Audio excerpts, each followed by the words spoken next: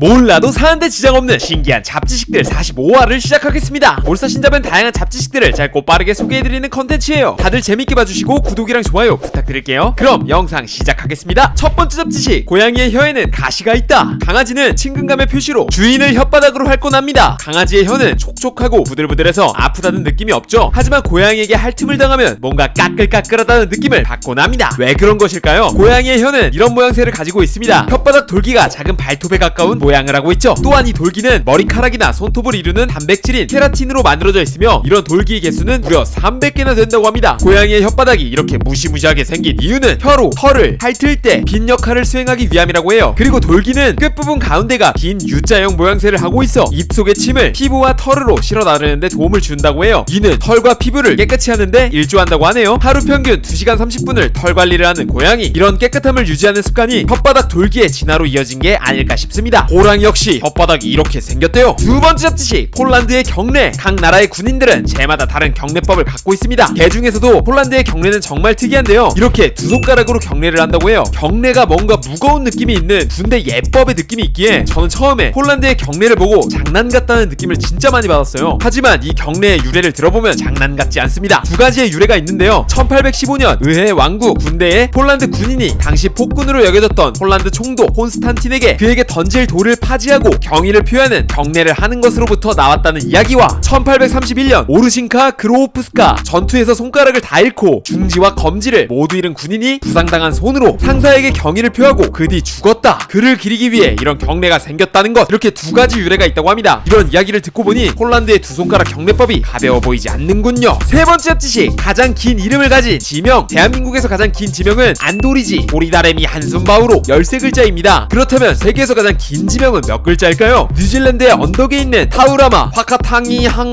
아코아우아우아 오타메 테아 투리푸칵 피키용 마웅 아호로누쿠 포하이 회운 회누 아키타나 타우라는 장소입니다. 이 장소는 무려 85글자나 되는 지명으로서 실제로 기네스북에 등록된 세계에서 가장 긴 이름의 장소이죠. 마오리어로 지어진 이름인 이곳은 큰 무릎을 가진 산의 정복자이자 땅의 주인이며 땅과 바다를 탐험하는 타마테아가 가장 사랑하는 사람에게 플롯을 연주해주었던 언덕의 정상이라는 뜻을 가지고 있답니다. 이곳에서 거주하는 주민들은 타우마타 또는 타우마타 언덕이라고 줄여 부른다고 하네요. 네 번째 잡지식, 임신하는 수컷이 있다. 사람의 경우 보통 여성이 임신하고 아기를 낳습니다. 일반적인 동물들 역시 암컷이 임신하고 암컷이 새끼를 낳는 경우가 대다수죠. 하지만 반대로 수컷이 직접 임신하는 경우도 있다고 합니다. 바로 해마의 사례입니다. 암컷이 수컷 배에 있는 육아주머니에 알을 낳고 수컷이 알을 10일에서 25일 걸쳐 품고 있다가 새끼를 출산한다고 해요. 수컷이 임신부터 출산까지 하는 동물은 해마가 지구상에서 유일하다고 합니다. 정말 신기하지 않나요? 다섯 번째 잡지식, 나비와 나방. 나비 목에는 46개의 상과가 있습니다. 이 안에는 나방과 나비가 존재하는데요. 근데 신기한 점은 46개의 상과 중 우리가 알고 있는 나비가 속해있는 상과가 미국 나방나비 상과와 팔랑나비 상과, 호랑나비 상과 이렇게 3개뿐이라고 해요. 그리고 나머지 43개의 상과는 나방이라고 할 수 있는 것이죠. 한마디로 나비목의 90%는 나방이라고 할 수 있습니다. 전세계적으로 나비는 15,000에서 2만 종이 있고 나방은 전세계적으로 20만 종 이상 존재한다고 하네요. 어우, 나방 진짜 많다.